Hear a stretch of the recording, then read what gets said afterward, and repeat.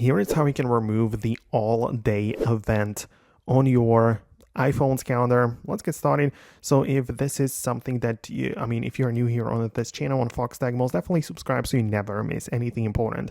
So naturally, the way that it works is that you locate it. So for example, you click on it that particular day, like that, you open up the event and you have the ability to delete it at the bottom. So that is the easiest method. You just click on a delete event like that and it will basically just stop from appearing on your phone. But you also have the ability to click on edit and uncheck the toggle which says all day, and this just means that you will basically choose a particular time for it. So it's not going to be all day, but you choose a time frame or a time period for that event. So you can choose from 3 p.m. to 4 p.m., whatever.